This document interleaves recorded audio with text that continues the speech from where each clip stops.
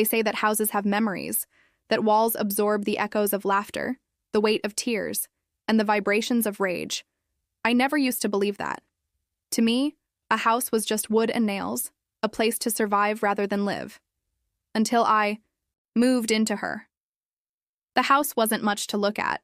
An old Victorian on the edge of town, weather-beaten and sagging like it carried the weight of its years. But it was cheap, and most importantly, it was mine. My ex, Brad, had left me shattered, bruised in ways both visible and hidden. He had a talent for breaking things, especially people. The house welcomed me like no place ever had. The floorboards creaked softly under my feet, almost like a greeting. The drafts felt more like whispers than intrusions. For the first time in years, I slept soundly, but strange things started happening not long after I moved in, things I couldn't explain. The first was the lock.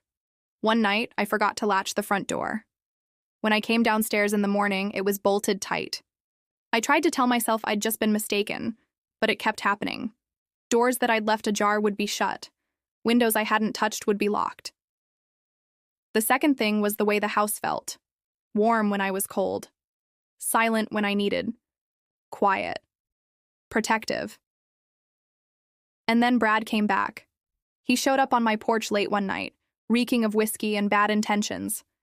I hadn't seen him in months, but the sight of him still made my stomach twist. He pushed past me, slurring threats, his eyes glassy with rage.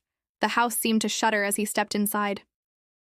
"I see you've moved up in the world," Brad sneered, looking around.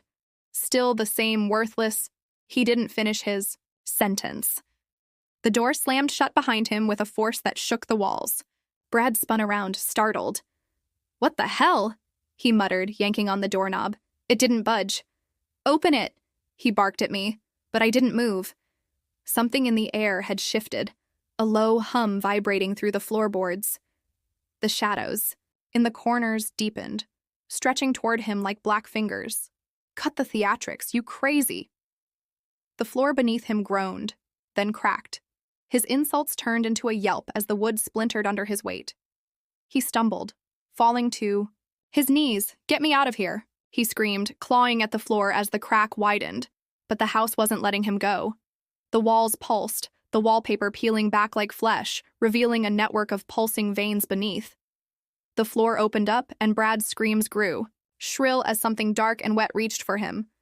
"Help me," he begged, his voice breaking. I didn't move. The house swallowed him whole. When it was over, the floor was smooth again, the cracks sealed as if nothing had happened. The house exhaled, a long, satisfied sigh, and the silence that followed was absolute. I sat down on the couch, my heart pounding. "Thank you," I whispered, and the house seemed to purr in response. I don't know what the house is, or why. It chose to protect me. All I know is that I'm safe now. Safe and finally free. Some houses remember, some houses protect, and some houses have teeth.